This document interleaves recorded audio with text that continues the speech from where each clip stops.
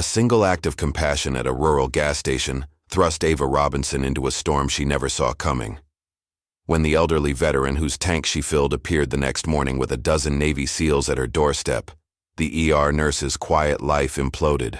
They called it protection. Her neighbors called it suspicious. But as Ava would soon discover, her late brother Malcolm hadn't just died serving his country. He'd uncovered corruption that powerful men would kill to conceal. Now, armed with nothing but her brother's hidden evidence and surrounded by hardened warriors who'd sworn to defend the truth, Ava faced an impossible choice: retreat to safety, or finish what Malcolm started and expose Operation Sandviper, no matter the cost. Just before we get back to it, I'd love to know where you're watching from today, and if you're enjoying these stories, make sure you're subscribed. The evening sun cast long shadows across the small gas station on the edge of town. Ava Robinson stood at pump number 3, watching the numbers climb as she filled her tank. At 35, she carried herself with the quiet dignity of someone who had weathered storms yet remained standing. Her dark brown eyes, framed by a face that rarely wore makeup after 14-hour shifts, scanned the nearly empty station out of habit. Working as an ER nurse at County General and picking up weekend shifts at Rosie's Cafe had left little time for anything else in her life. But Ava preferred it that way. Keeping busy meant keeping the memories at bay. Memories of a flag-draped coffin and promises left unfulfilled.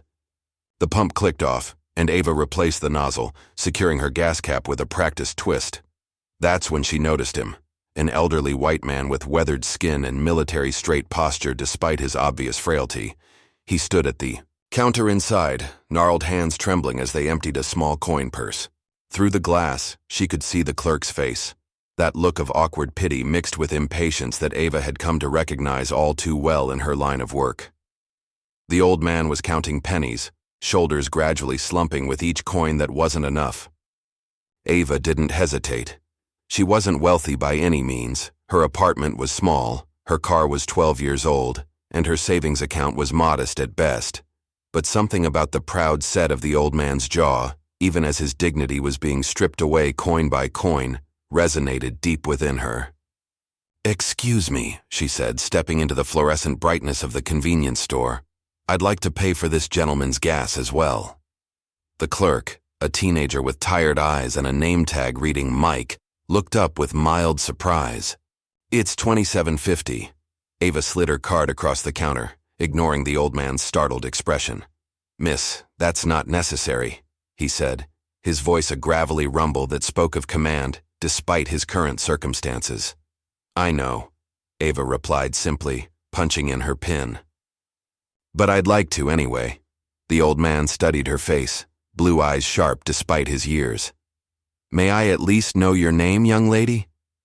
Ava offered a small smile as she took her receipt. "It's nothing, really. Have a good evening, sir." With that, she turned and walked out, the bell above the door chiming softly behind her.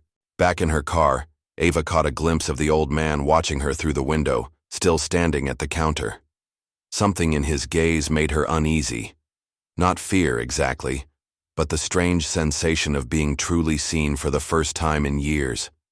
As she drove away, Mike the clerk leaned against the counter watching the old man hobble toward pump number 5. "That lady comes in here pretty regular," Mike said conversationally. "Works over at the hospital. Always polite, unlike half the people who come through here." The old man nodded, his eyes still fixed on Ava's taillights as they disappeared down the road. "Does she now?" "Yeah, and she's done stuff like that before. Last month, some mom couldn't pay for her kid's medicine and gas. That nurse, Ava, I think her name is, covered it without making a big deal." The old man's eyebrows rose slightly. "Ava," he repeated, testing the name. Mike was already scrolling through his phone, boredom reclaiming him. "Yeah, seems like a good person, you know. Rare these days." The security camera above the door captured it all. The old man pumping his gas with military precision, his gaze occasionally drifting in the direction Ava had driven, and the careful way he noted the time and location in a small notebook before driving away in an old but immaculately maintained pickup truck.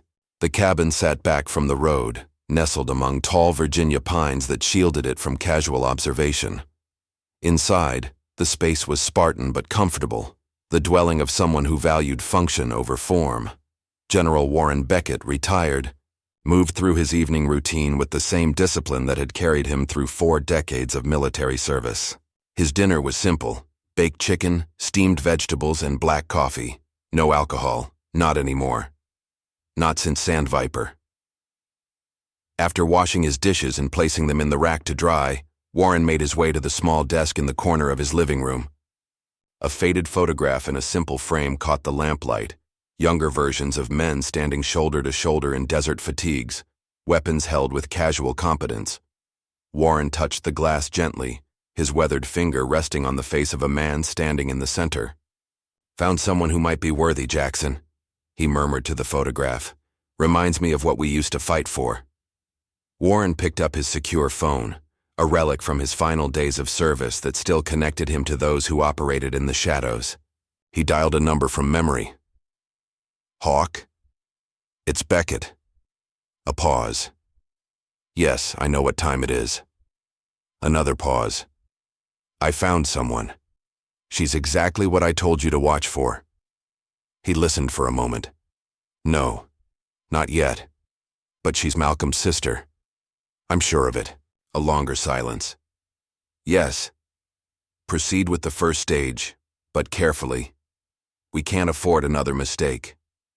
Warren ended the call and sat in silence for several minutes, gazing at the photograph. Then, with practiced movements, he opened a hidden panel in the desk and removed a flat wooden box. Inside, nestled in velvet, lay a collection of medallions, each one a testament to valor, sacrifice, and brotherhood.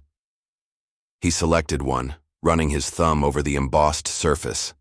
The Navy SEAL trident caught the light, its eagle, anchor, trident, and pistol symbolizing the elite force he had once commanded. "Time to see if she's truly her brother's sister," Warren whispered, returning the box to its hiding place. Ava trudged up the stairs to her second-floor apartment, shoulders aching from a double shift. The hallway light flickered as it always did, casting uneven shadows across the worn carpet.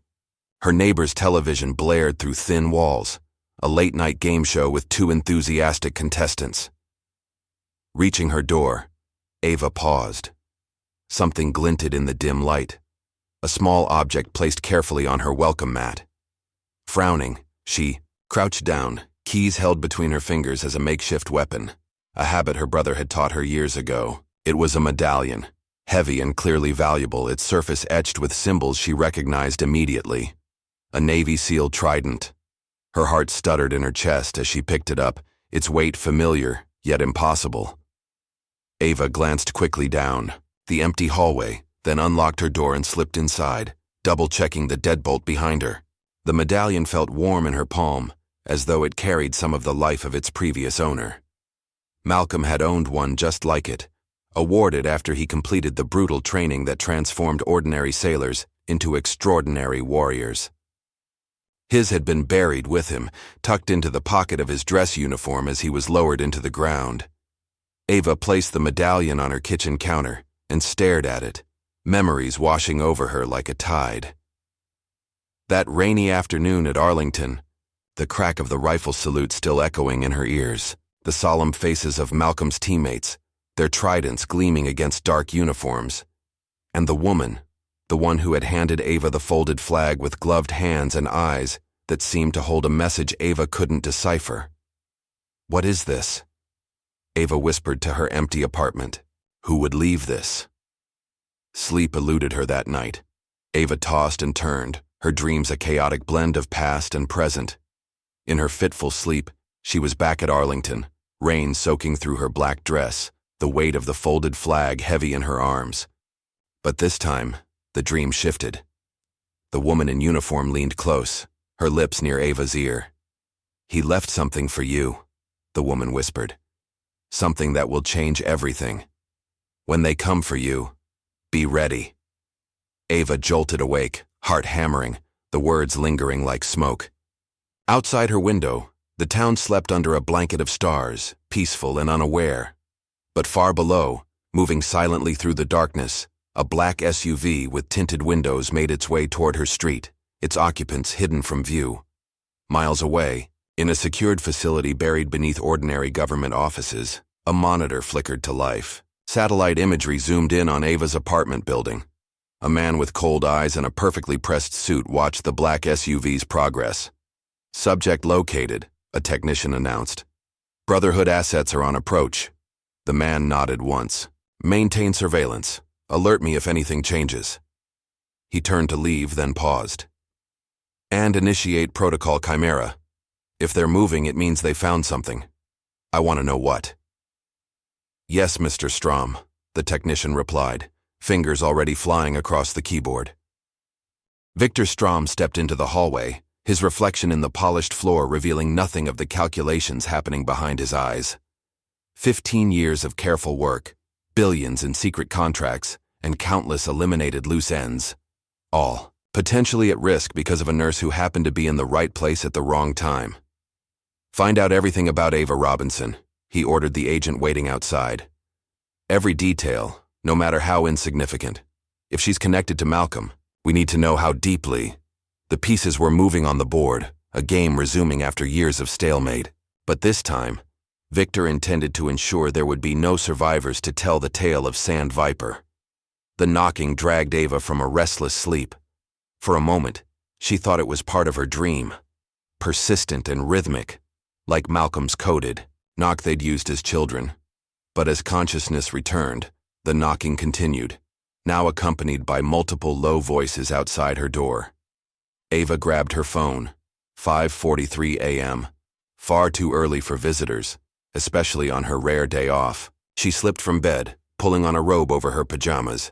Through the peephole, she saw not one or two, but several tall figures filling her narrow hallway. Ms. Robinson? A deep voice called. We need to speak with you. Heart racing, Ava grabbed the medallion from her nightstand and clutched it tightly. Who are you? Friends of General Beckett, and of Malcolm. The mention of her brother's name sent a jolt through her. Against her better judgment, Ava unlocked the door, keeping the chain in place. Through the narrow gap, she saw men dressed in navy blue tactical clothing, not military uniforms exactly, but close enough. They stood with the unmistakable bearing of soldiers. What do you want? Ava demanded, voice steadier than she felt. The man in front, tall, with close-cropped salt and pepper hair and eyes that missed nothing, spoke quietly. We're here to protect you, ma'am. We're what you might call the Brotherhood. I don't need, protection, Ava replied automatically. A hint of a smile touched the man's face. With all due respect, ma'am, you do. May we come in? It's better if we don't have this conversation in the hallway. Ava hesitated, but something in the man's steady gaze convinced her. She closed the door, removed the chain, and reopened it. Wider. 12 men filed into her small apartment with efficient movements, immediately taking positions at windows and doors. I'm Jason, the first man said, offering no last name. We're former SEALs, ma'am. All of us served with your brother, or under General Beckett. The man from the gas station, Ava realized aloud. Jason nodded. He's been looking for you for some time. Why?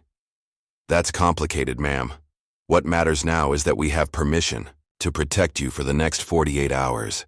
Ava crossed her arms. Permission from whom? I certainly didn't give it. From the highest authority we recognize, Jason replied cryptically. We need you to trust us, Ms. Robinson. Your brother would want you to. My brother is dead, Ava said flatly. Yes, ma'am. And the reason why is what's put you in danger. Before Ava could respond, another man by the window, younger with watchful eyes, signaled to Jason. Movement across the street, black sedan, tinted windows. Jason turned to Ava. We need to establish a perimeter.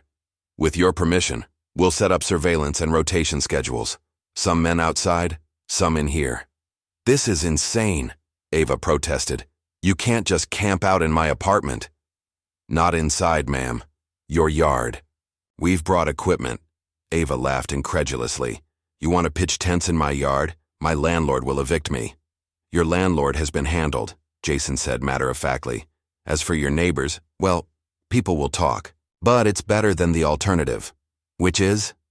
Jason's expression hardened.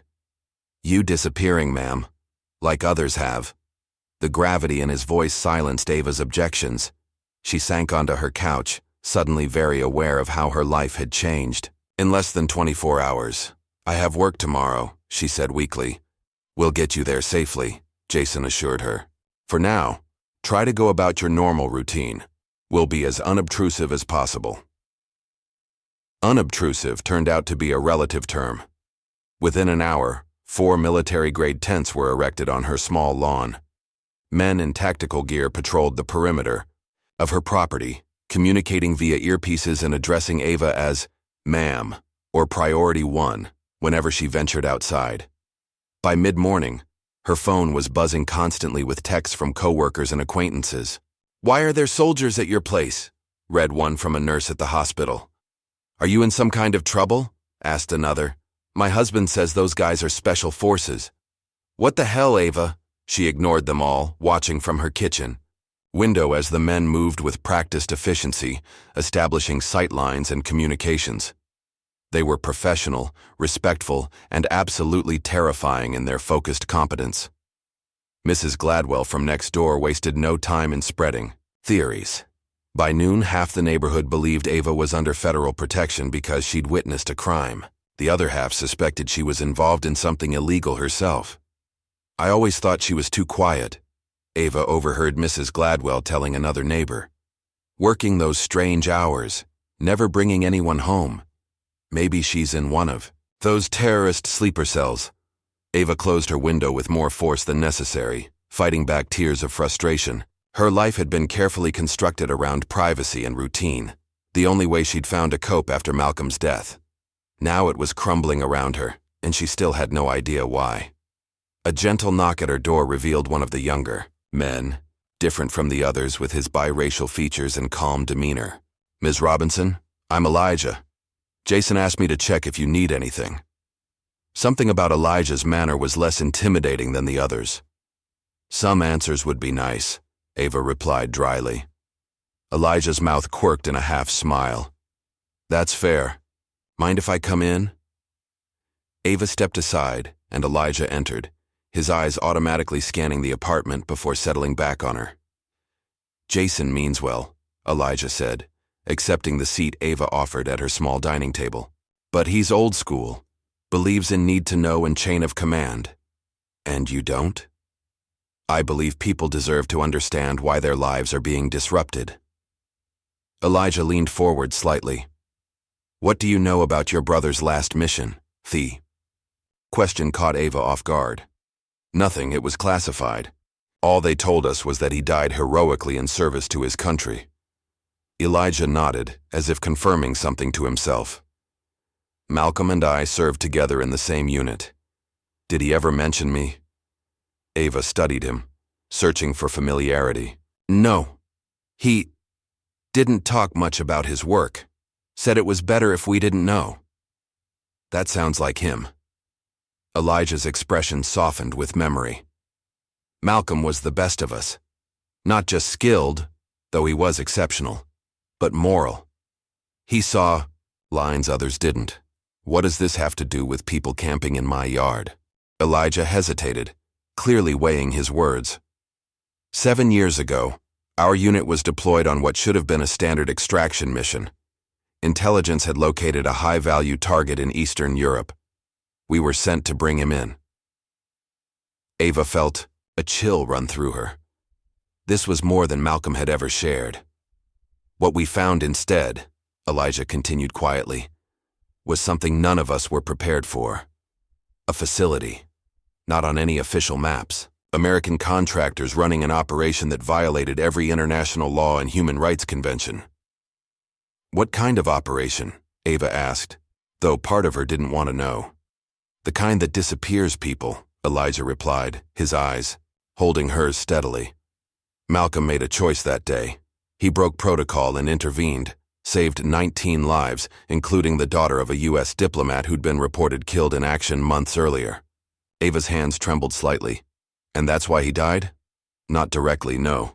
The mission was officially recorded as a success. The contractors were quietly reassigned. The survivors were debriefed and returned to their families under strict confidentiality agreements. Malcolm received a silver star that never made the public record. Then why? Because Malcolm kept evidence, Elijah said, lowering his voice further. He didn't trust that justice had been served, and he was right not to. 3 months later, he led another mission. That's when he died. You're saying he was killed because of what he knew? Elijah's expression remained carefully neutral. I'm saying that your small act of kindness to General Beckett yesterday connected dots that some very powerful people have spent years trying to erase. Ava stood abruptly, pacing her small living room. This is insane. I'm a nurse.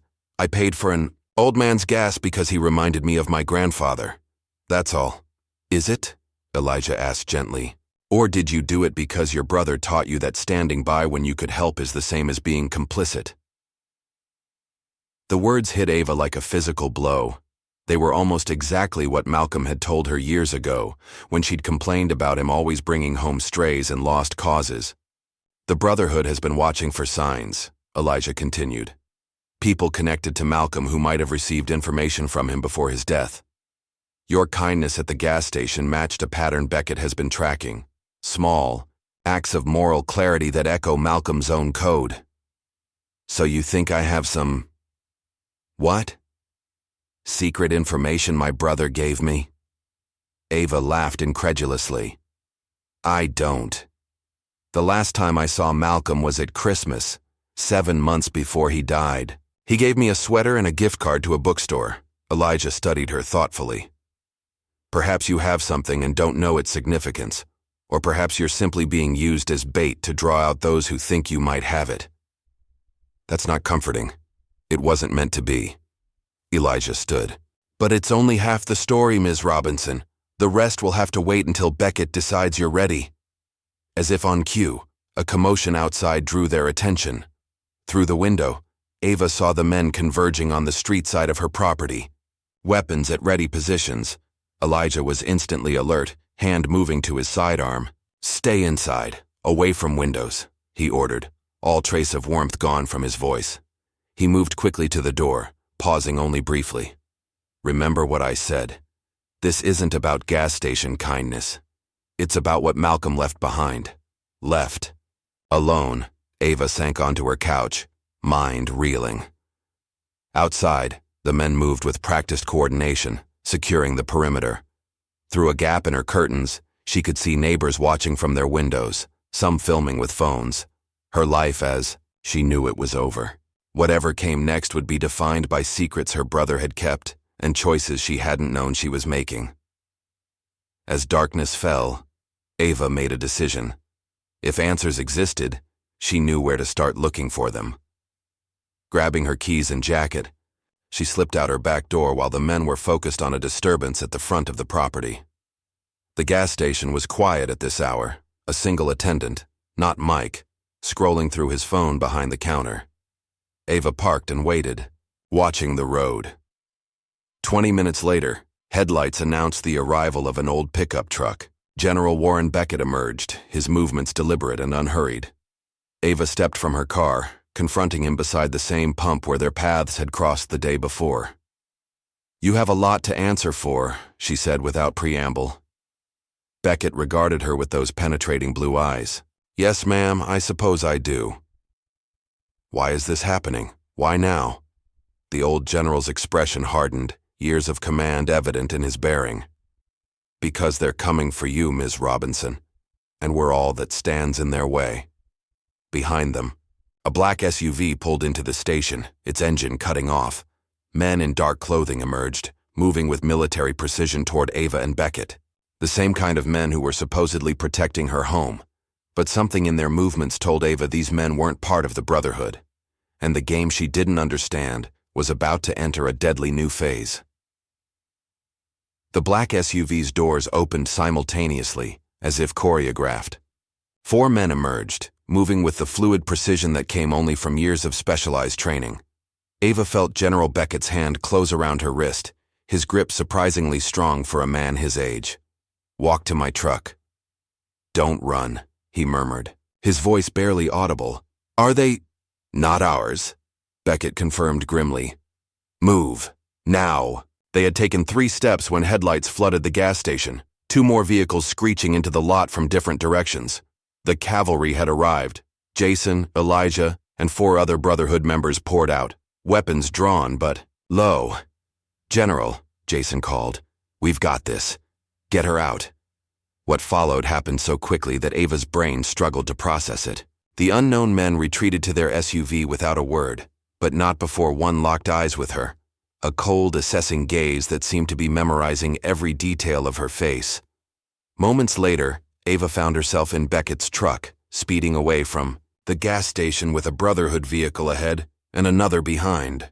Who were they? She demanded, gripping the door handle as Beckett took a sharp turn onto a side street. Victor Strom's men, Beckett replied, eyes constantly checking the mirrors. Private military contractor. Former Delta Force operator who went mercenary 15 years ago. And he wants what exactly? To kill me? Beckett's weathered face remained impassive. Not yet. First he wants what he thinks you have. Everyone keeps saying that, Ava said, frustration boiling over. I don't have anything. Malcolm thought differently. Beckett glanced at her. 15 years ago, your brother uncovered something that powerful people have been trying to bury ever since. The truck turned onto a narrow forest road. Branches scraping against the windows. Ava realized they were heading deep into the Virginia countryside, away from any main routes or populated areas.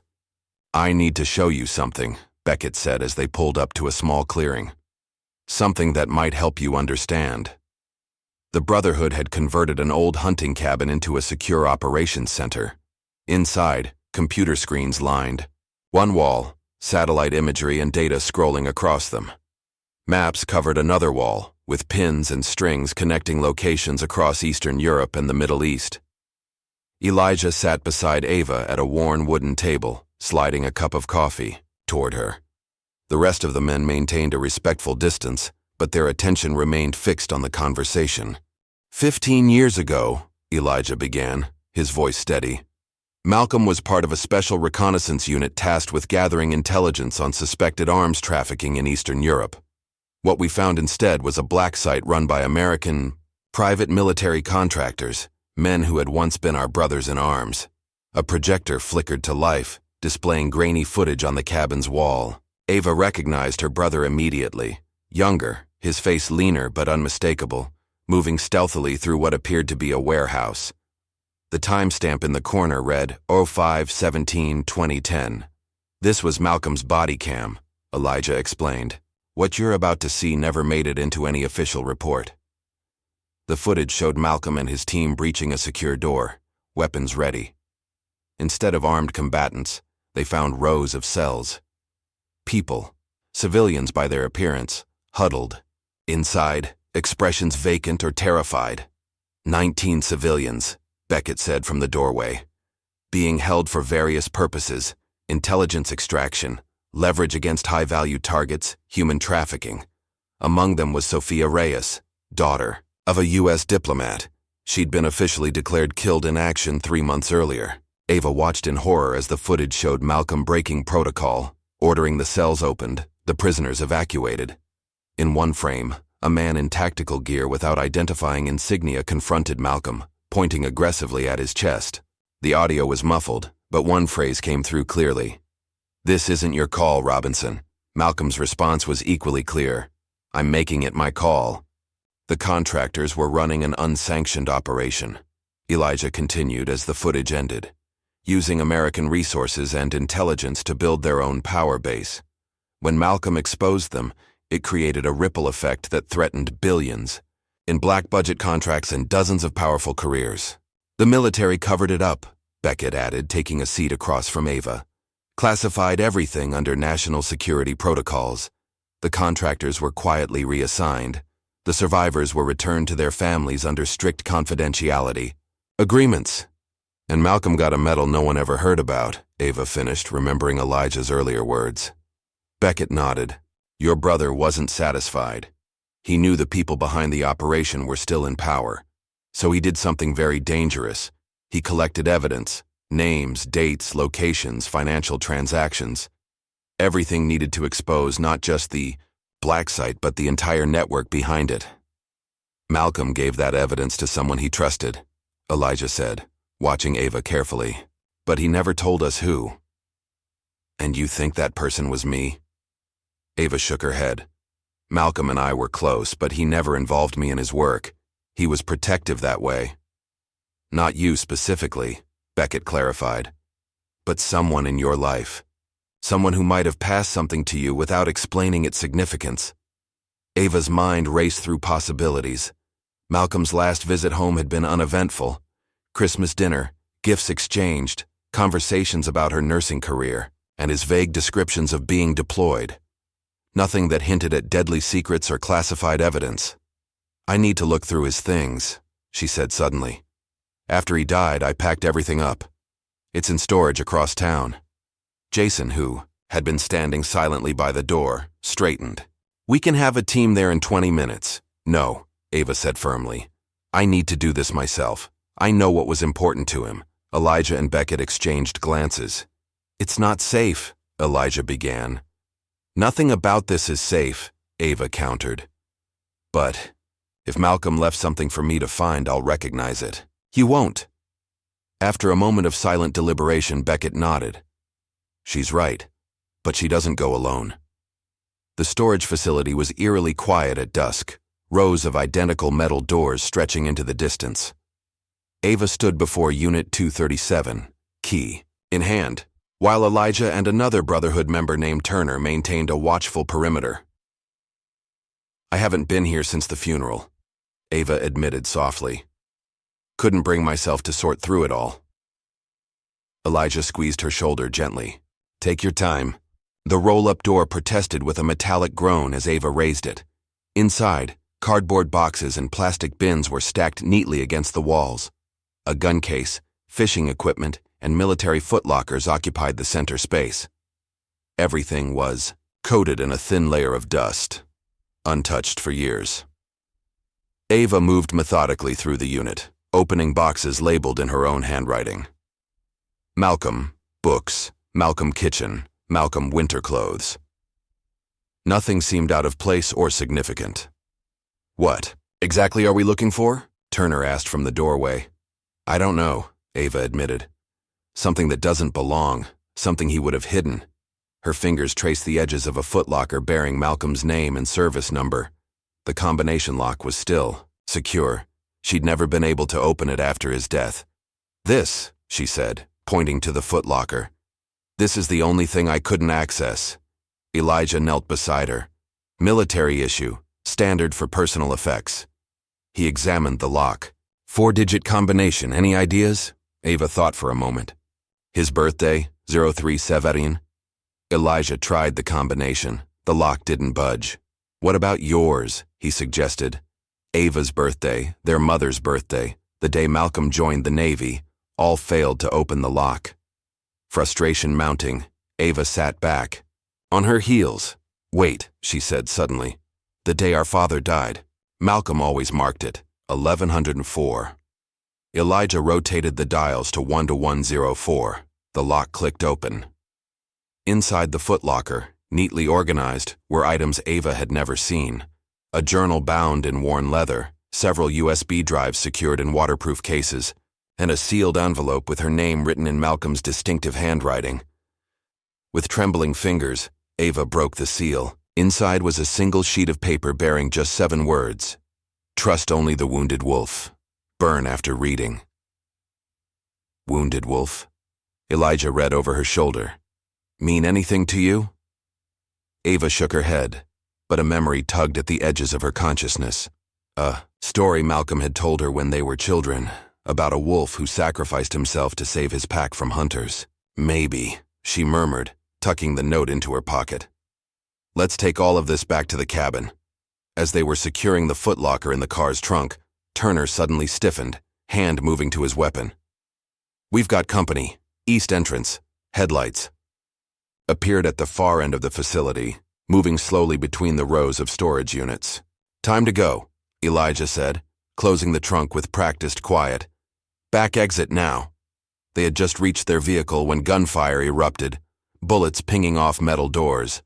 Ava ducked instinctively as Elijah pushed her into the back seat. Turner, returning fire to cover their retreat. "Go, go, go!" Elijah shouted as he slid into the driver's seat, Turner diving into the passenger side a moment later.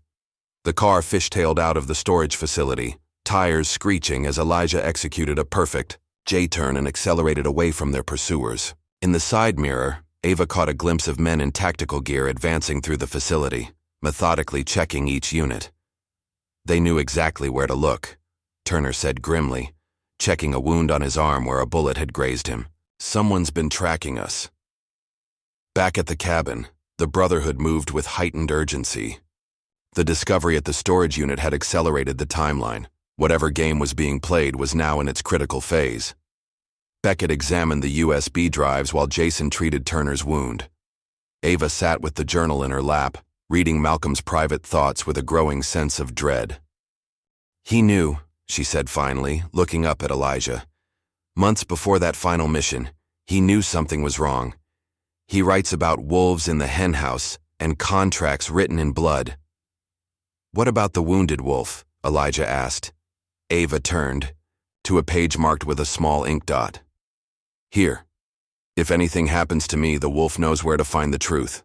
He bears my mark as I bear his. That's all." Beckett approached, his expression grave. "One of the drives is encrypted. Military grade. Protection. The others contain fragments, financial records, personnel files, operation reports, but nothing complete." "It's a failsafe," Jason suggested. "Malcolm would have split the evidence to prevent anyone from accessing everything at once." A sudden commotion outside interrupted their discussion. One of the Brotherhood burst through the door, his face pale beneath his tactical gear. "Jackson's missing," he reported. "Missed his check-in at the perimeter. We found this." He held up a set of dog tags, bloodied and bent. "Search the woods," Jason ordered, immediately taking command. "Full tactical sweep, pairs only. No one goes alone." Hours later, they found Jackson's body a quarter-mile from the cabin. His throat had been cut, his tags removed, and a message carved into a nearby tree. "Stop digging." The discovery cast a pall over the group. Jackson had been one of their own. A brother, a SEAL, a man who had survived multiple combat deployments only to die in the Virginia woods. "They're sending a message," Beckett said quietly, standing over the body. "This is just the beginning." Ava watched as the men carried their fallen comrade back to the cabin with solemn dignity. The reality of the situation crashed over her. People were dying because of secrets her brother had kept, because of evidence he had hidden, because of a truth someone was desperate to keep buried. "I'm being used as bait," she said to Elijah, when they were alone. "Aren't I?" Elijah didn't try to soften the truth. "Yes. But you're also our best hope of finding what Malcolm hid." "Then let's use that," Ava decided, a plan forming in her mind. "If they want me, let them think they can get to me. Draw them out." Across the cabin, Beckett was studying satellite imagery on a tablet. He looked up, meeting Ava's determined gaze, and nodded once, acknowledging both her courage and the terrible risk she was proposing. As night fell, they began making preparations. Whatever came next would be dangerous, but the alternative, allowing Malcolm's killers to continue operating in the shadows, was unthinkable. Miles away, in a sleek office tower with no company name on the directory, Victor Strom reviewed drone footage of the storage facility operation. His men had failed to capture Ava Robinson, but they had confirmed she possessed something of value. "Interesting," Victor murmured, zooming in on Ava's face as she clutched Malcolm's journal to her chest. "So, the sister has the files after all." His assistant, a former intelligence analyst named Weber, studied the footage. "Should we move on the cabin?" Victor considered this, tapping his fingers thoughtfully on the polished desk. "No, let's watch a little longer. If she's Malcolm's sister, she has the files, but she may not understand what she has yet." He smiled thinly. "When she does, that's when we move." "And if the Brotherhood interferes?" Victor's expression hardened. "Then bring her in, or bury her. Either way, this ends now. Dawn broke over the Virginia mountains, painting the forest in hues of gold and amber. Ava stood on the cabin's porch, watching the mist rise from the valley below. For a moment, the beauty of it all made the danger seem distant, almost unreal. Behind her, the cabin buzzed with activity. The Brotherhood had been up all night, analyzing Malcolm's journal and the partial data from the USB drives. Jackson's body had been respectfully covered and secured for proper burial later. Elijah joined her on the porch, offering a steaming mug of coffee. "We may have something," he said quietly. "Coordinates in the journal margin, written in Malcolm's personal shorthand." Ava took the coffee gratefully. "Where do they lead?" "An old military training facility in North Carolina. Decommissioned. In 2008.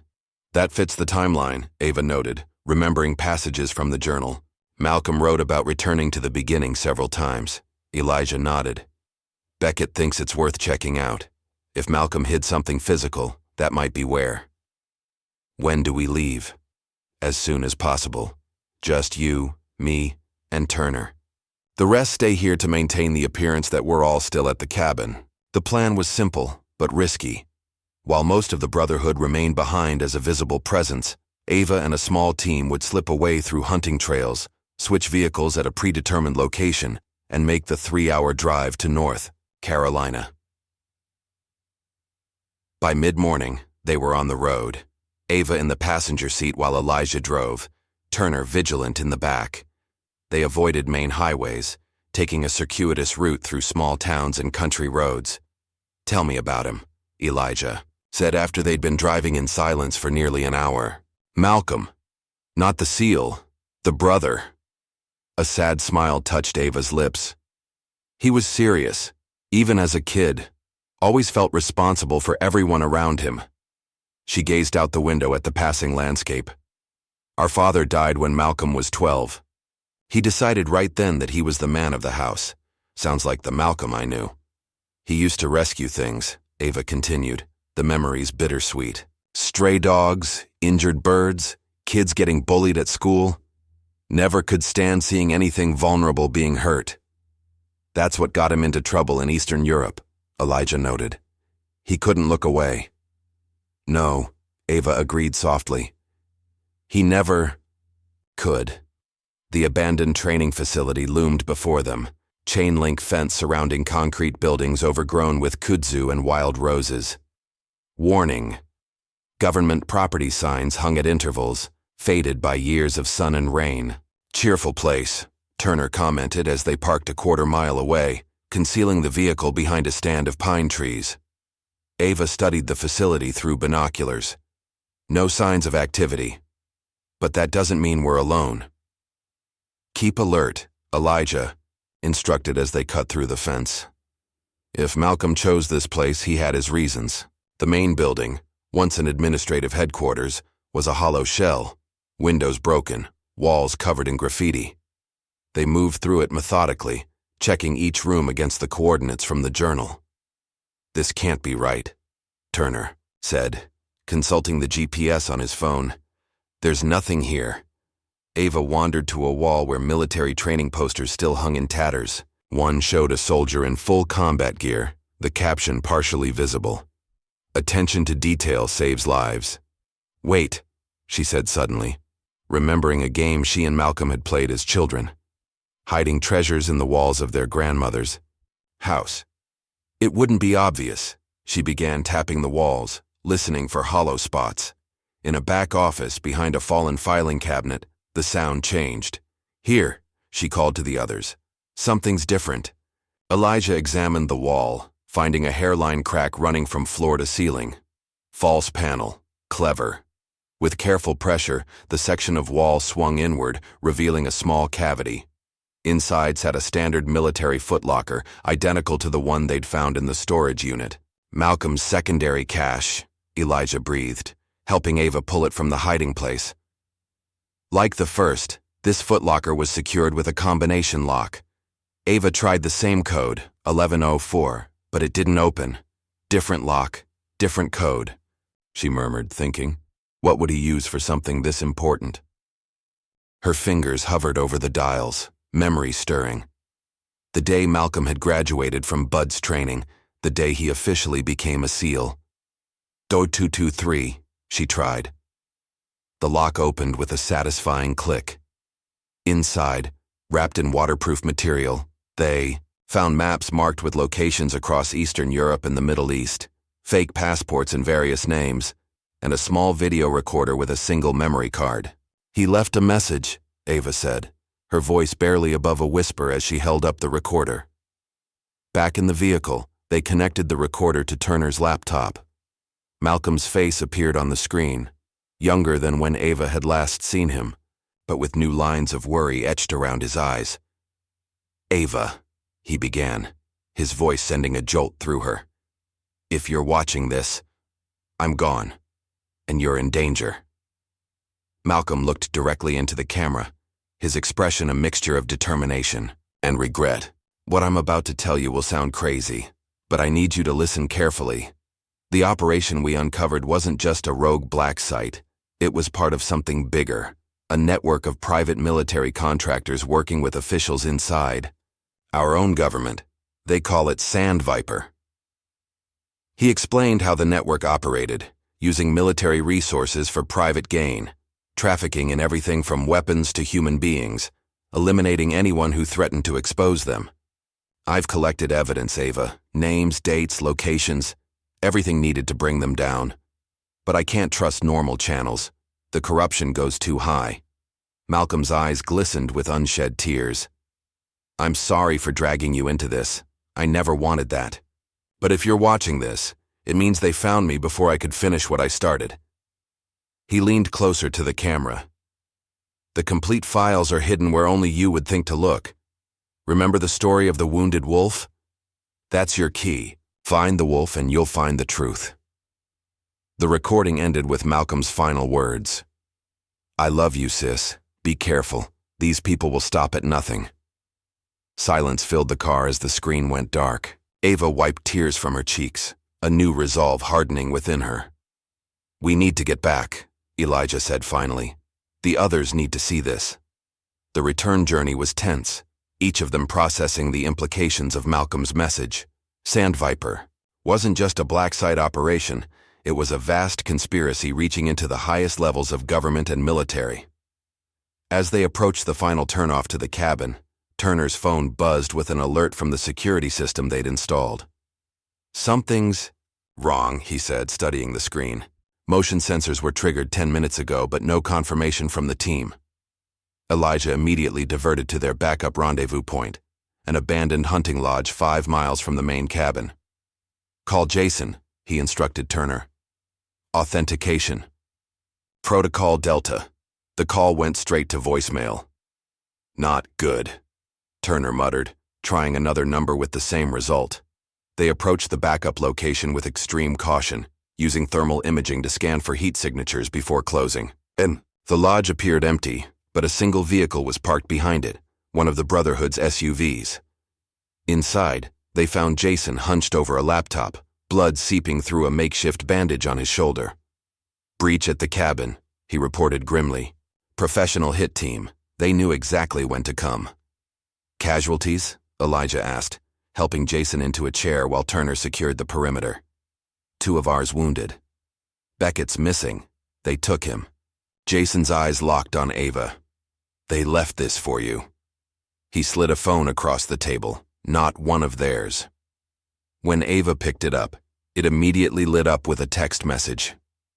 We have the old man. If you want him alive, bring the complete Sand Viper. Files to the coordinates below. 48 hours. Come alone. Ava's hands trembled with rage and fear. This is my fault. No, Elijah said firmly. This was always their plan. Use people you care about as leverage. Did you find anything at the training facility? Jason asked. Ava nodded, placing the video recorder on the table.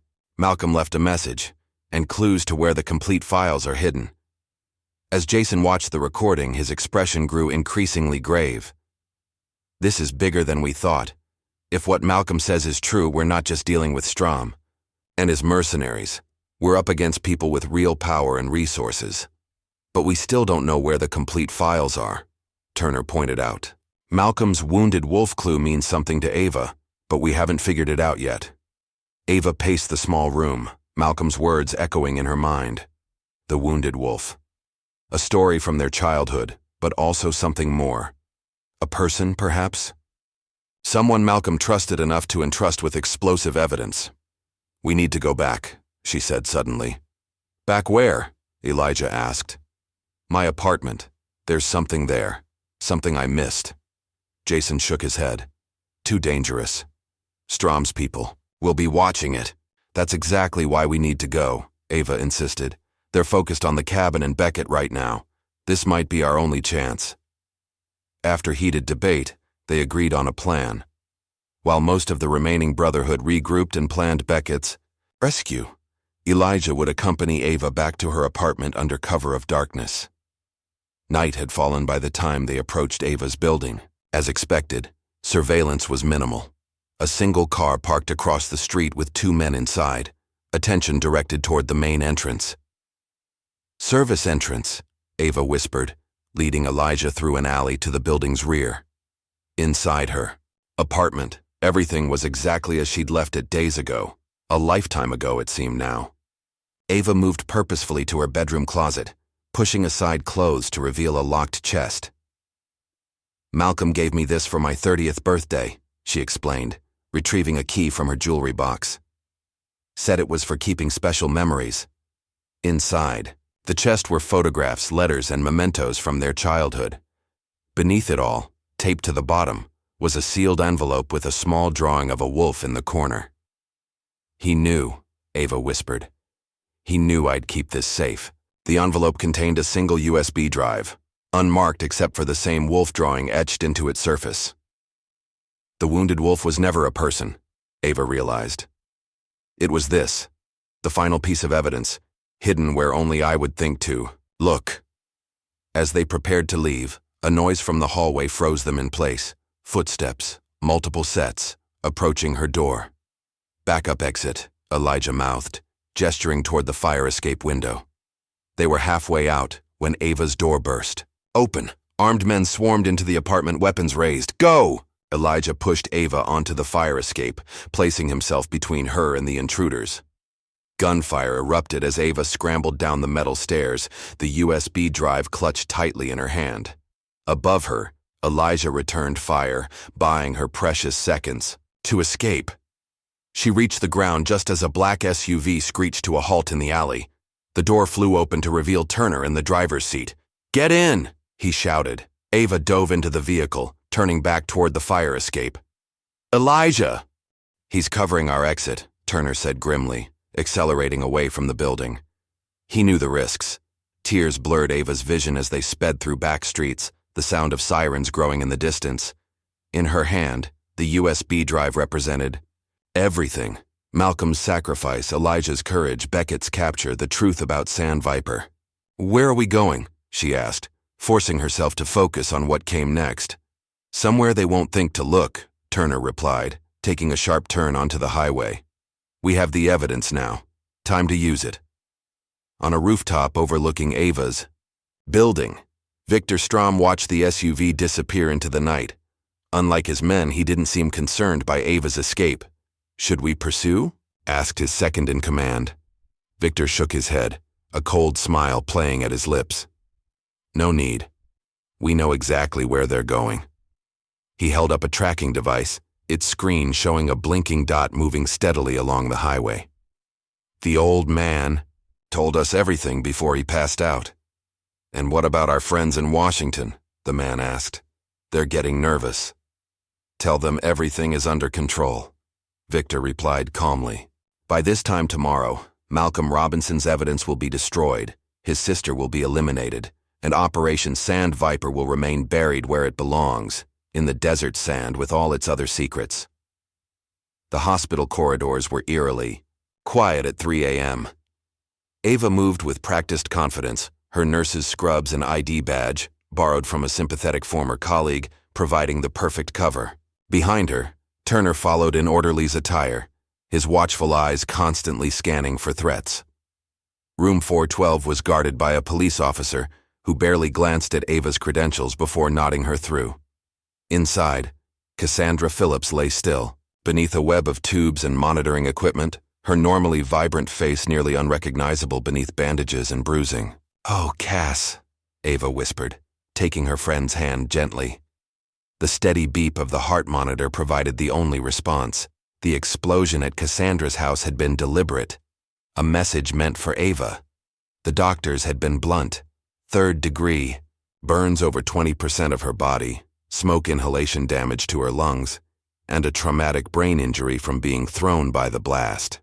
Her survival was miraculous, but her recovery remained uncertain.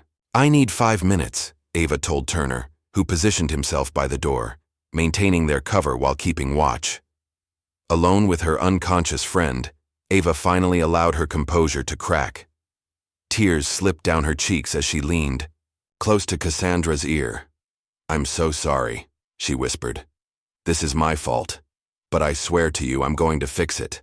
The people who did this will pay." A soft knock at the door signaled their time was up. Ava squeezed Cassandra's hand one last time before slipping back into the hallway, her grief hardening into something colder and more dangerous with each step. The Brotherhood's remaining members had regrouped at an underground bunker 50 miles outside of town, a Cold War relic repurposed as a safe house for off-book operations. The concrete walls and steel doors provided security, but the atmosphere inside was tense with grief and urgency. "Elijah?" Ava asked as Jason met them at the entrance. Jason's expression confirmed her fears before he spoke. "Took 3 of them. With him. Bodies being transported here now." Ava closed her eyes briefly, another loss piling onto the mounting toll. Elijah had been kind, honest, the type of man Malcolm would have been proud to call brother. And Beckett? Still no word.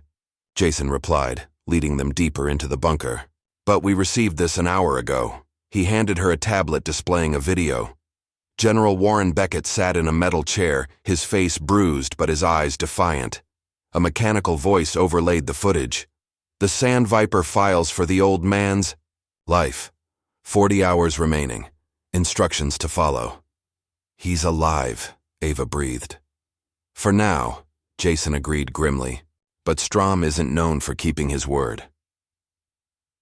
The main operations room buzzed with activity. Brotherhood members hunched over computers, monitoring communications and analyzing data.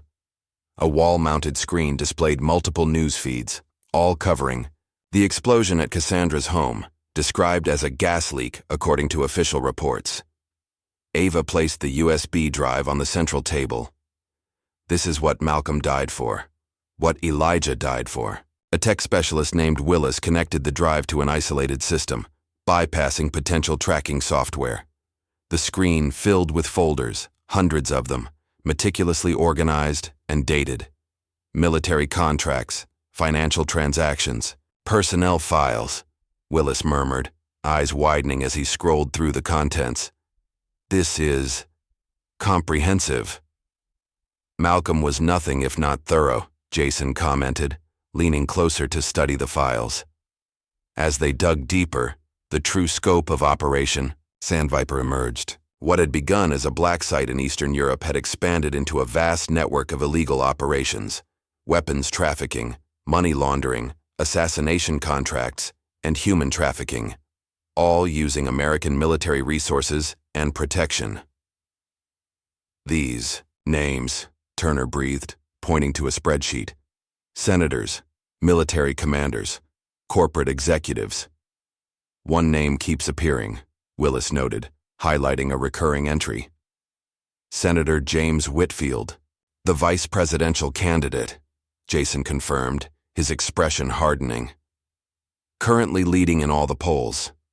Ava stared at the screen, the pieces finally clicking into place. "That's why they're so desperate to keep this buried. If Whitfield becomes vice president, the entire network gets White House protection," Jason finished. The implications were staggering. For 15 years, Sandviper had operated in the shadows, corrupting everything it touched. Malcolm had discovered it by accident, but his death had been carefully planned, one loose end among many that Victor Strom had been paid to eliminate. We need to go public, Ava decided. Right now. Debate erupted immediately. Some Brotherhood members argued for caution. Releasing the files would put Beckett and themselves at greater risk. Others insisted on leveraging the information for a controlled extraction of the general first. The longer we wait, the more likely they'll move these operations, destroy evidence, and eliminate witnesses, Ava countered. Including us. What exactly are you proposing? Jason asked. A press conference, Ava said firmly. Me, alone, in public. I'll announce that I have evidence but won't specify what kind or where it's stored. That's suicide, Turner objected. It's a bluff, Ava corrected, to buy time and force them into the open. If I'm publicly connected to these allegations, they can't just make me disappear without raising more questions. After hours of heated discussion, they settled on a plan. Ava would hold a brief press conference, claiming to have information about government corruption, but providing no specifics. Meanwhile, the Brotherhood would analyze the files, identifying the most damning evidence to secure as leverage. By morning, Jason had arranged the press conference through sympathetic contacts at a local news station. The story, a nurse with explosive allegations against high-ranking officials, was too tempting for the media to ignore. Ava stood before the cameras in a borrowed suit, her expression composed, despite the fear churning in her stomach. Flashbulbs popped as she approached the microphone, dozens of reporters shouting questions simultaneously. My name is Ava Robinson, she began, her voice steady. 7 years ago, my brother, Navy SEAL Malcolm Robinson, was killed in action. I recently discovered evidence suggesting his death was not as reported. Instead, it appears he was silenced for uncovering illegal operations conducted by private military contractors with the knowledge and support of U.S. government officials. The room erupted with questions. Ava held up a hand for silence. I do not possess any classified information. I have not accessed any secure government systems. I am simply a private citizen seeking the truth about my brother's death. That truth, it seems, has made me a target. She detailed the explosion at Cassandra's home and the threats against her life, carefully omitting any mention of the Brotherhood or Beckett. I have no political agenda. I seek only justice for Malcolm and accountability for those responsible. I will be taking no questions at this time. With that, she stepped away from the podium, ignoring the shouted questions as Jason escorted her through a back exit to a waiting vehicle. It's done, she said as they drove away, adrenaline draining from her system. Now we wait. The response was immediate and overwhelming. Within hours, the press conference had gone viral. Ava Robinson trending across social media platforms. Veterans groups issued statements of support. Political commentators speculated wildly about which officials might be implicated. And in a sleek downtown office, Victor Strom watched the coverage with cold calculation, phone pressed to his ear. She's bluffing, he told the person on the other end. She doesn't have the complete files or she would have released them.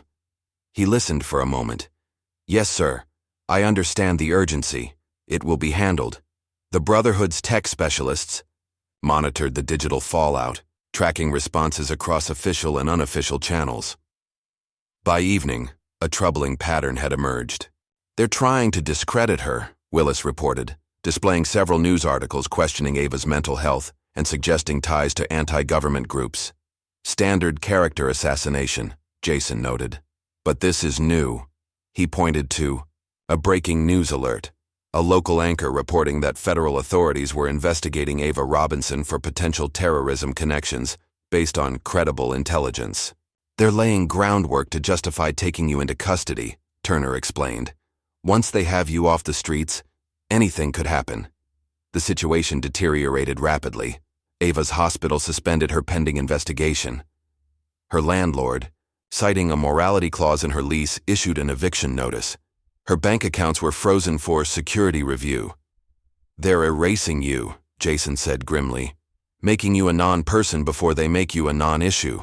That night, as federal agents executed a search warrant on her apartment, Ava and a small Brotherhood team were already 50 miles away, ascending a winding road into the Blue Ridge Mountains. The safe house, a former hunting lodge converted for brotherhood use, sat on a remote ridgeline accessible only by a single dirt road. Inside they found others like themselves, military whistleblowers, former intelligence officers, and civilians who had discovered too much about the wrong people. "Welcome to the sanctuary," said a silver-haired woman who introduced herself only as Marion. "Most of us have been declared dead or missing. It's safer that way." As Ava settled into her sparse quarters, Jason prepared the next phase of their plan. With Beckett's rescue window narrowing, they needed leverage, and quickly. "We've identified the most likely location for Beckett's captivity," he told Ava, spreading a map across the table. "A private facility on the Gulf Coast, ostensibly a research center for a pharmaceutical company. Actually owned by Strom's Shell Corporation," Turner added. "Satellite imagery shows increased security in the past 24 hours. "You're going after him," Ava realized. Jason nodded. "Small team, surgical extraction. We leave in 3 hours." "I should go with you," Ava insisted. "No," Jason's tone left no room for argument. "You're too valuable. If we fail, you're the only one who can finish this." While Jason prepared the rescue team, Willis continued analyzing the Sandviper files, uncovering layers of corruption that spanned continents and decades. "There's something else here," he told Ava, pointing to encrypted medical records buried deep in the data. "These aren't combat casualties. They're medical experiments." Ava reviewed the files with growing horror. Sandviper hadn't just been trafficking people. They'd been using them as test subjects for experimental drugs and treatments, falsifying death certificates to cover their tracks. "Send this to every reputable news outlet," she instructed. "Anonymously. Focus on the medical data. It's the most immediately verifiable." As Willis began the careful process of leaking selected documents, Ava felt a strange calm settle over her. For the first time since this nightmare began, she was taking control, carrying forward Malcolm's mission instead of merely reacting to threats. Dawn was breaking when Jason's team departed for the Gulf Coast facility. Ava watched them go, offering a silent prayer for their safe return. Hours later, her secure phone buzzed with a message from an unknown number. "Package secured. Multiple secondary acquisitions. Inbound." "They got Beckett," she told Willis, relief washing through her. "They're coming back." What she didn't expect was who they would bring with them. The European news agency's website crashed within minutes of publishing the exclusive. Their headline, "American Covert Operation Sandviper Linked to War Crimes, Human Trafficking," spread across the internet faster than any censorship effort could contain it. Monica, a former CIA analyst who had worked alongside Malcolm and now served as the Brotherhood's media strategist, monitored the global reaction from the sanctuary's communications center.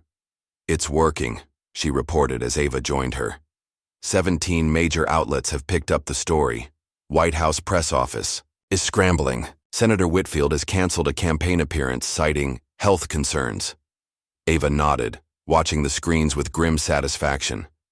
The carefully selected documents they'd leaked provided enough concrete evidence to demand investigation, without revealing their full hand. "Any word from Jason?" "ETA 3 hours, Monica replied. "They're taking extra precautions with the additional passengers." Victor Strom's retaliation came swiftly and unexpectedly. That evening, viewers across the nation watched in shock as Catherine Wells, a respected national news anchor, appeared on screen looking uncharacteristically disheveled. "I have been asked to read the following statement," she began, her voice flat and eyes darting nervously off camera. "Recent allegations regarding Operation Sandviper are fabrications perpetuated by Ava Robinson, a mentally unstable individual with connections to foreign intelligence services seeking to undermine American security."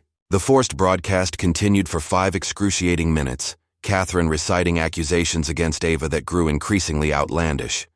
When it ended, the anchor's eyes filled with tears before the feed abruptly cut. "They kidnapped her," Monica said in disbelief. "A national news anchor. They're getting desperate." "Or reckless," Ava countered. "This is too public, too messy." Within hours, Catherine Wells was reported missing. Police discovered signs of struggle at her home, but official statements suggested she had left voluntarily, after receiving threats related to her reporting. They're trying to control the narrative, Monica explained. But they've miscalculated. Attacking a beloved public figure has only amplified interest in the story. As predicted, Ava's reputation collapsed under the weight of the accusations. Her nursing license was suspended pending investigation. Former colleagues gave interviews describing her as troubled and increasingly paranoid in recent months. None of that matters now, Ava told the Brotherhood members gathered in the sanctuary's main hall. What matters is finishing this, for Malcolm, for Elijah, for everyone they've silenced. The rescue team returned after nightfall, vehicles pulling, into the sanctuary's underground garage with precious cargo. General Beckett, though injured and exhausted, walked under his own power. Behind him came others, former prisoners from the Gulf Coast facility, including the missing Brotherhood members, and among them a thin teenage girl with Malcolm's eyes. Ava Robinson? The girl asked, approaching cautiously. I'm Anna. Your brother was my father. The revelation stunned Ava into silence. Malcolm had never mentioned a child, never given any indication he'd had a family beyond his sister. He kept me secret to protect me, Anna explained as they sat together in the sanctuary's small kitchen. My mother died when I was 3. After that, Malcolm placed me with trusted friends, former operators who lived off the grid. How did you end up at Strom's facility? They found me 6 months ago, Anna said, her voice steady despite the horror she described. Used me as bait, hoping Malcolm had told me something. When that failed, they kept me as leverage against anyone still loyal to him. Despite her youth, Anna carried herself with the same quiet strength Malcolm had possessed. At 16, she had already been trained in survival techniques, tactical communication, and cryptography, skills her guardians had insisted upon. I can help, she told Ava and Jason during the debriefing. I know how to decrypt the final codes in Malcolm's files. How? Jason asked skeptically. Anna smiled. Malcolm's smile. He designed the encryption protocol specifically for me, based on stories he told me as a child. With Anna's expertise, they unlocked a hidden section of the files containing the most damning evidence, direct links between Senator Whitfield, Victor Strom, and the highest echelons of military command. The documents revealed how Sand Viper had evolved from a black site operation into a mechanism for political control and profit. There's more, Anna added, reviewing Malcolm's notes. He mentions a second USB drive, a backup with additional evidence including video testimony from survivors. Where? Ava asked. Your old family home, Anna replied, in the place where he taught you to swim. The childhood memory surfaced immediately. A small pond behind their grandmother's house where Malcolm had patiently held Ava above water, teaching her to trust herself and the buoyancy of her own body. That house was sold years ago, Ava said. Doesn't matter, Jason interjected. If Malcolm hid something there, we need to retrieve it before Strom's people make the same connection. The plan came together quickly. While Monica continued leaking selected documents to maintain public pressure, Ava and Anna would travel to the old family home to recover the second USB drive. Meanwhile, Beckett and the Brotherhood would prepare for the final phase, a coordinated release of all evidence across multiple platforms, too widespread to be contained. It's too dangerous, Beckett argued when told of Ava and Anna's mission. Despite his injuries, the old general remained formidable. Strom will have figured out the family connection by now. That's exactly why we need to move quickly, Ava countered, and Anna knows Malcolm's encryption protocols better than anyone. In the end, Beckett reluctantly agreed, but insisted on Turner accompanying them as security. The journey to Ava's childhood home in rural Pennsylvania took 6 hours, traveling only on secondary roads and switching vehicles twice to avoid detection. The modest 2-story house looked smaller than Ava remembered, its white paint peeling and garden overgrown. New owners aren't much for yard work, Turner commented as they surveilled the property from a distance. No one's home, Anna observed, noting the absence of vehicles and dark windows. Or they want it to look that way, Turner cautioned. They approached under cover of darkness, using the dense trees surrounding the property for concealment. The pond, little more than a large swimming hole fed by a natural spring, lay behind the house, now surrounded by tall grass and cattails. Malcolm said it would be in a watertight container, Anna whispered as they crept toward the water's edge. Attached to the old dock piling, the wooden dock had long since rotted away, but the main support posts remained, protruding from the murky water like sentinels.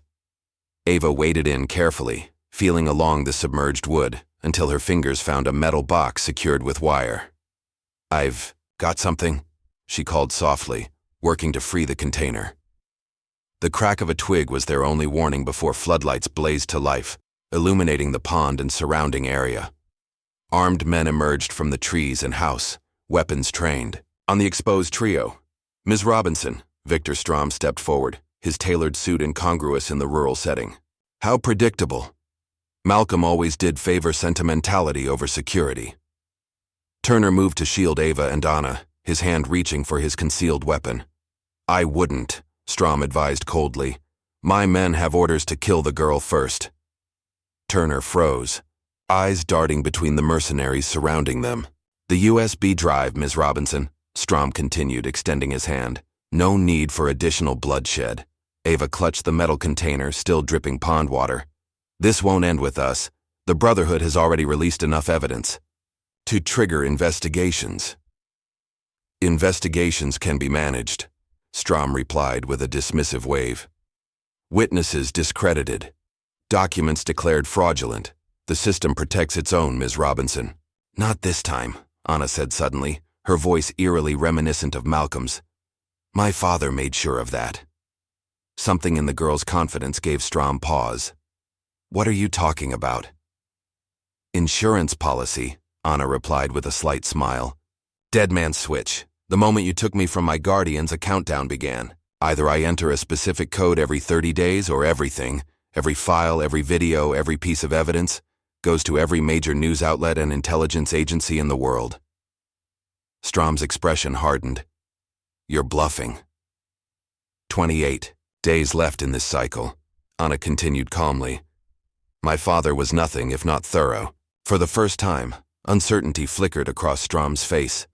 He knew Malcolm Robinson well enough to recognize the plausibility of such a failsafe. The momentary distraction was all Turner needed. In one fluid motion, he drew his weapon and fired twice, hitting the nearest mercenary. Chaos erupted as Ava grabbed Anna and dove behind the cover of a fallen tree.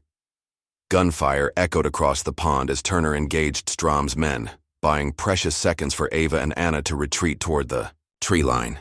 A bullet grazed Ava's arm, tearing through her jacket and drawing blood. "Keep moving," she urged Anna, pushing the girl ahead of her.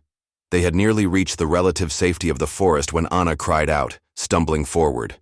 A dark stain spread across her lower leg where a bullet had found its mark. "I can't," she gasped as Ava pulled her up, supporting her weight. "Yes, you can," Ava insisted, Malcolm's determination flowing through her veins. "We didn't come this far to fail now."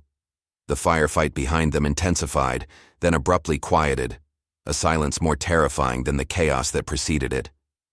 Ava knew Turner had likely made his final stand, another name added to the growing list of those who had sacrificed everything to expose the truth.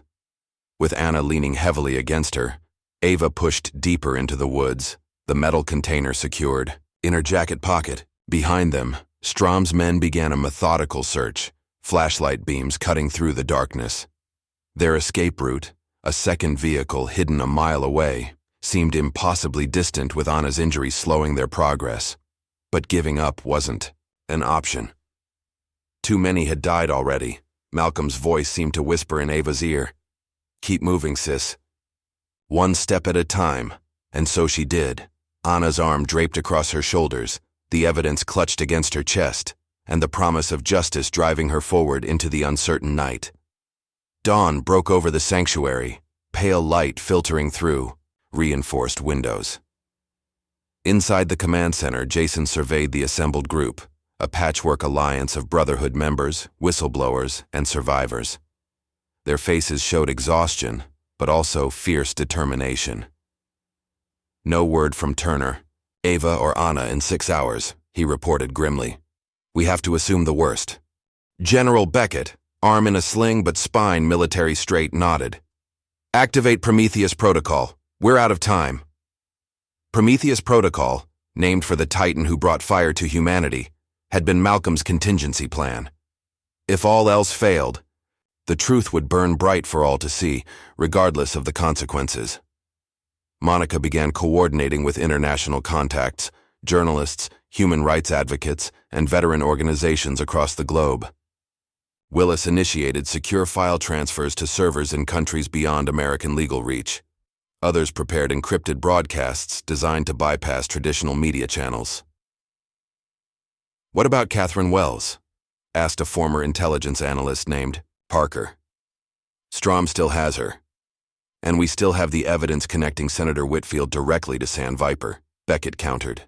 "This ends today, one way or another." As the team mobilized, an alert sounded from the perimeter security system. All eyes turned to the monitor displaying the approach road. "Vehicle approaching," Willis announced, zooming in on the battered pickup truck weaving erratically up the mountain path. Jason reached for his weapon. "Identification?" "None. But there are two occupants." The grainy image sharpened, revealing Ava behind the wheel, and unconscious Anna slumped against the passenger window. "Open the gate," Jason ordered, already running for the entrance. Ava could barely stand when she finally stepped from the vehicle, her clothes torn and blood-stained, face ashen with exhaustion. In one hand, she clutched the metal container from the pond. "Anna's been shot," she managed before collapsing into Jason's arms. Turner didn't make it. While the sanctuary's medical team rushed Anna into surgery, Ava recounted their encounter with Strom.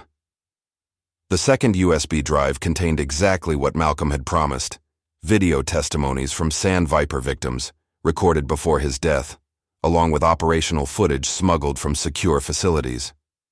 "Turner bought us time," Ava explained, wincing as a medic cleaned the bullet graze on her arm. "He engaged Strom's men while we escaped through the woods. Anna was hit as we ran." "And Strom?" Beckett asked. "Alive. Hunting."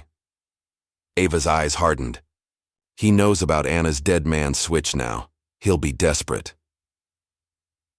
The news of Turner's sacrifice spread through the sanctuary, grief mingling with renewed purpose. Another name added to the memorial wall, another reason to finish what Malcolm had started. With both USB drives in their possession, the full picture of San Viper finally emerged. What had begun as a classified military operation had metastasized into a shadow government, controlling defense contracts, manipulating foreign policy, and eliminating anyone who threatened their power. "The public needs to see this," Ava insisted, reviewing the victim testimonies. "All of it. If we release everything at once, we lose control of the narrative," Monica cautioned. "Let me handle the media strategy." Working through secure channels, Monica began leaking documents to carefully selected journalists known for their integrity and courage. Within hours, headlines appeared across Europe and Asia, beyond the immediate reach of American pressure. Private military contractors linked to war crimes. U.S. Senator implicated in international human trafficking, ring whistleblower evidence reveals. Decade-long cover-up, the response was swift and predictable. Senator Whitfield's office issued a statement denouncing the fabricated claims and threatening legal action against any outlet reporting them. Military officials declared the documents potential foreign disinformation. Social media platforms mysteriously removed posts linking to the evidence. But the digital floodgates had opened. For every article taken down, 3 more appeared. Citizen journalists and independent media outlets amplified the revelations. Veterans groups issued statements supporting Ava and questioning the official narrative surrounding Malcolm's death.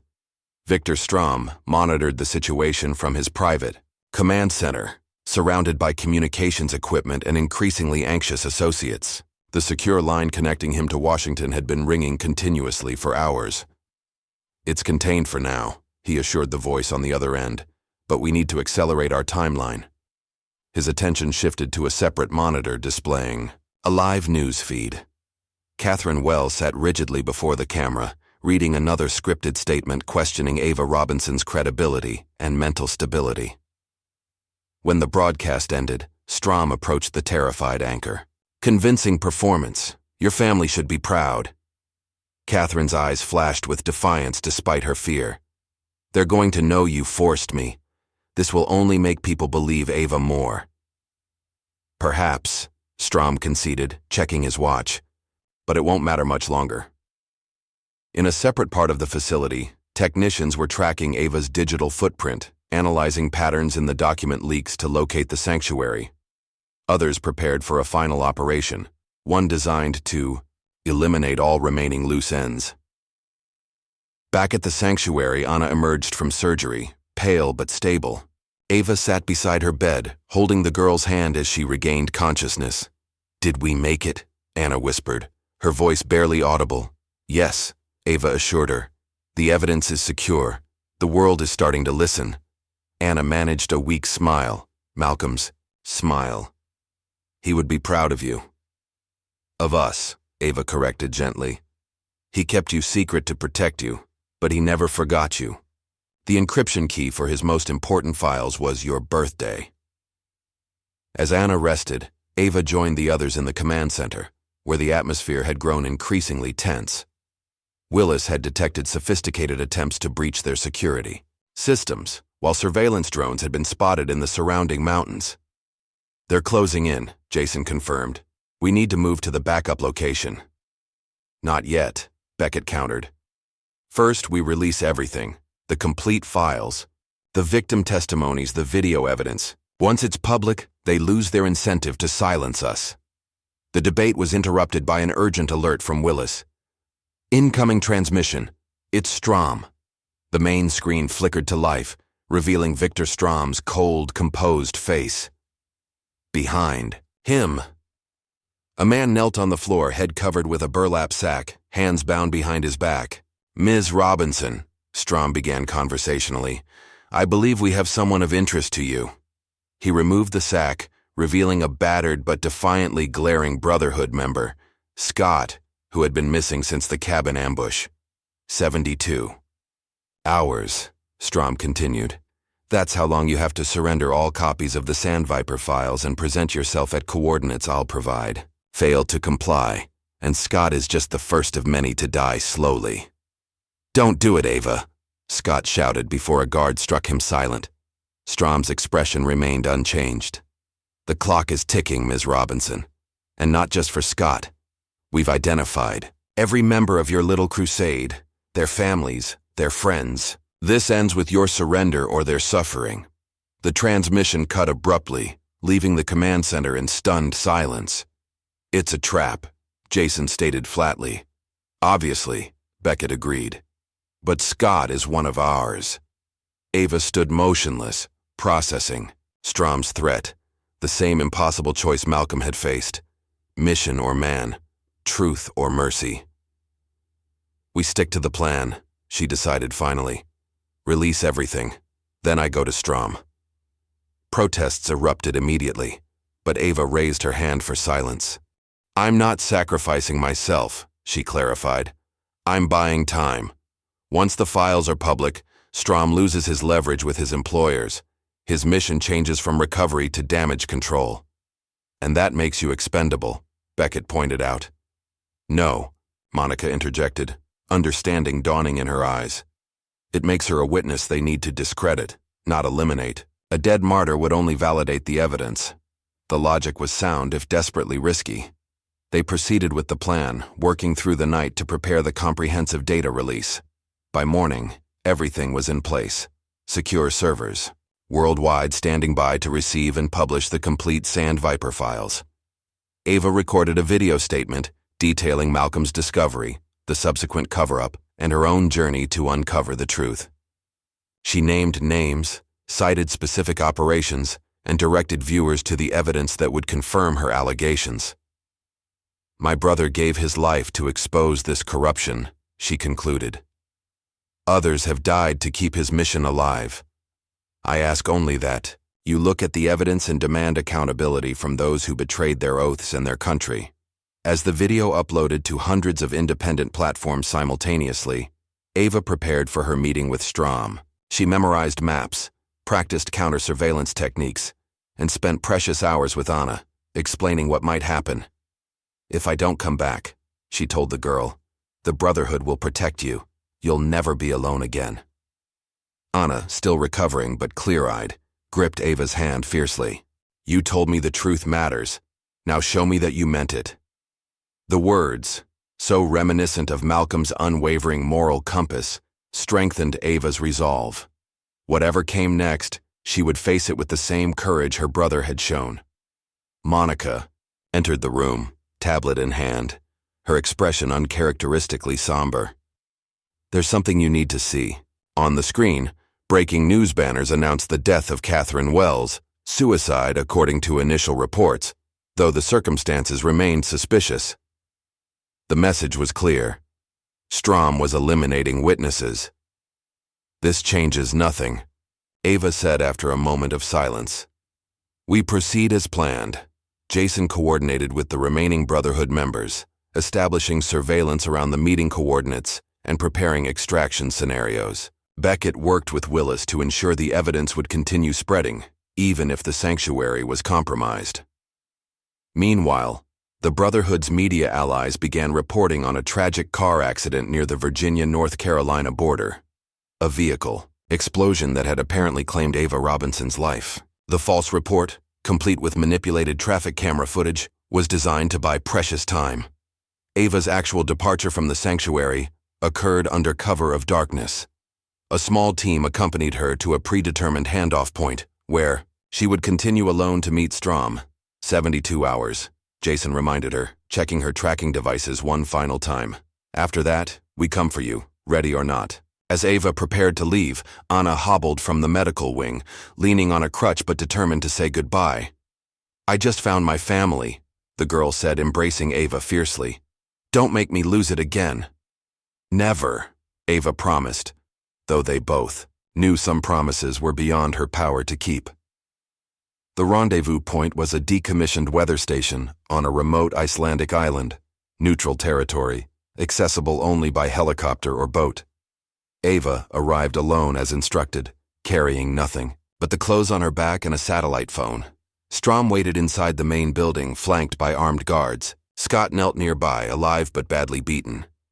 Ms. Robinson, Strom greeted her with cold professionalism. Right on time. Where are the files? She asked, avoiding any mention of the data release scheduled for exactly midnight. Less than 6 hours away. Safe, Ava replied evenly. Release Scott and I'll take you to them.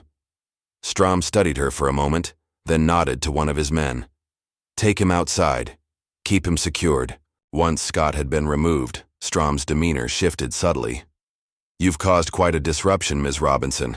Senator Whitfield is particularly displeased. That was the point. Was it worth it? Strom asked, genuine curiosity in his voice. The lives lost? Your friend in the hospital?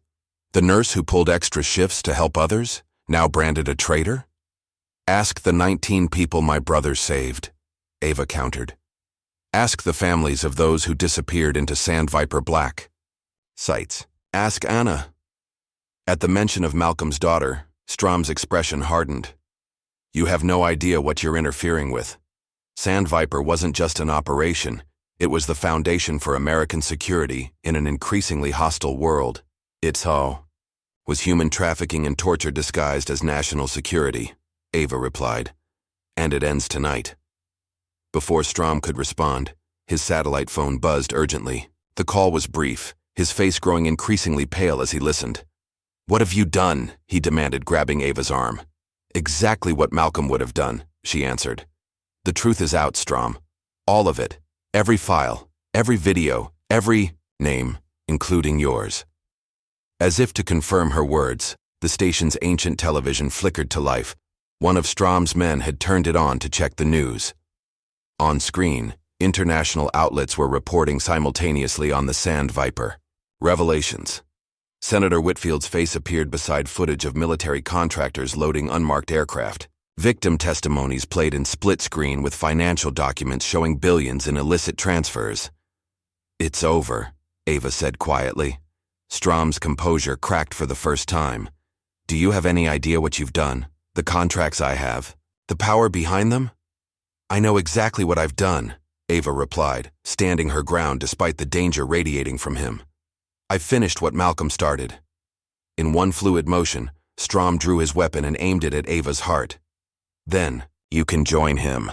The door burst open as Elijah, alive though badly wounded, staggered in, his own weapon trained on Strom. Drop it, Victor. Strom's attention shifted for just a fraction of a second, enough time for Ava to move.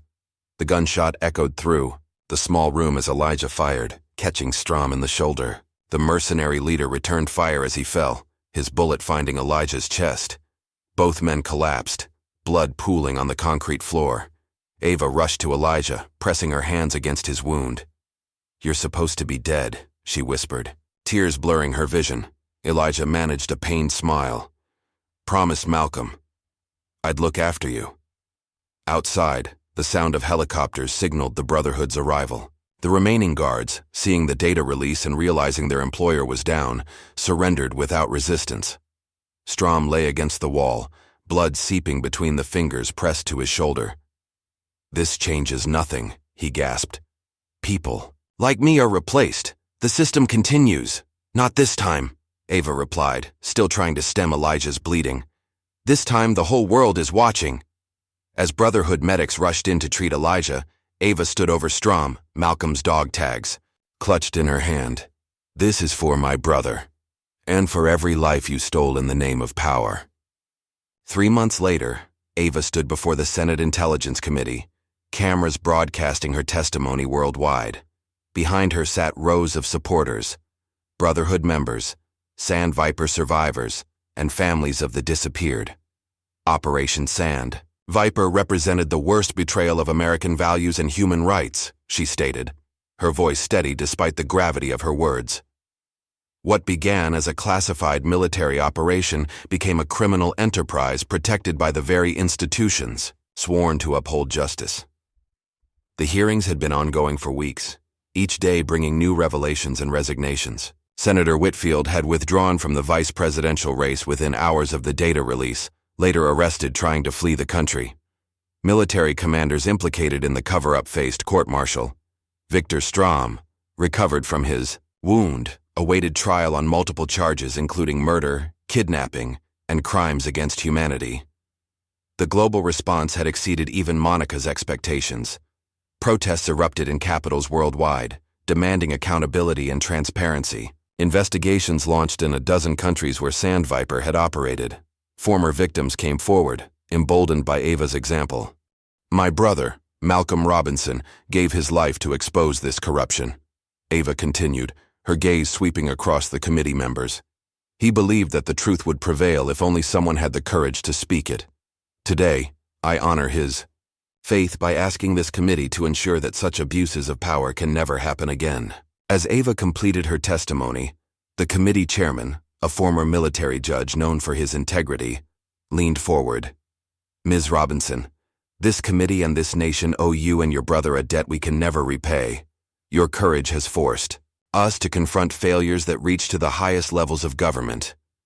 Outside the Capitol, Elijah waited with Anna, both watching the proceedings on a tablet. The former SEAL's recovery had been slow but steady, much like the healing beginning across a nation forced to confront uncomfortable truths.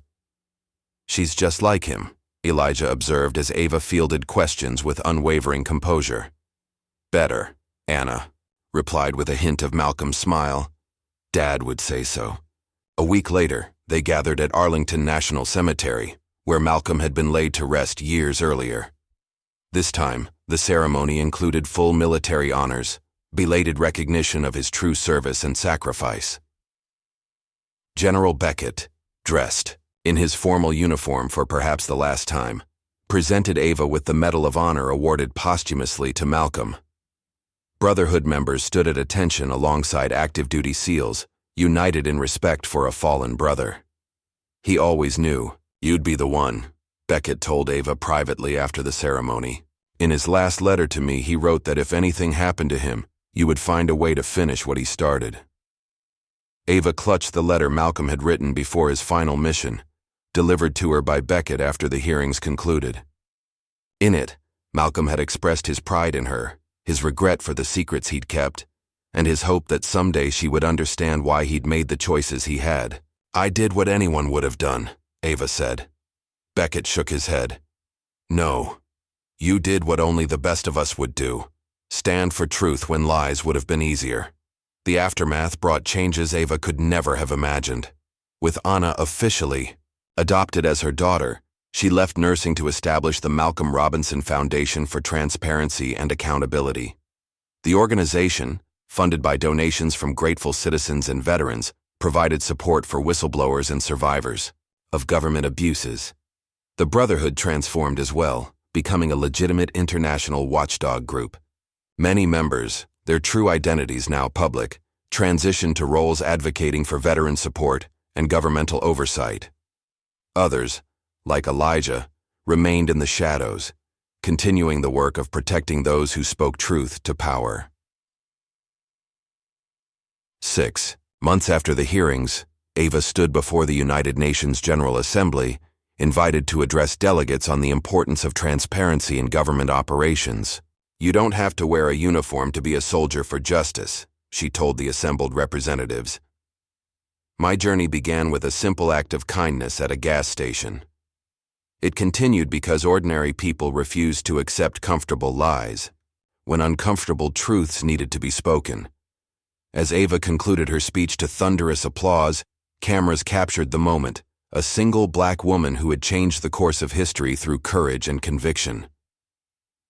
Later that evening, Ava boarded a city bus, her mind on dinner plans with Anna and Elijah. A young boy ahead of her searched his pockets frantically, unable to find fare money.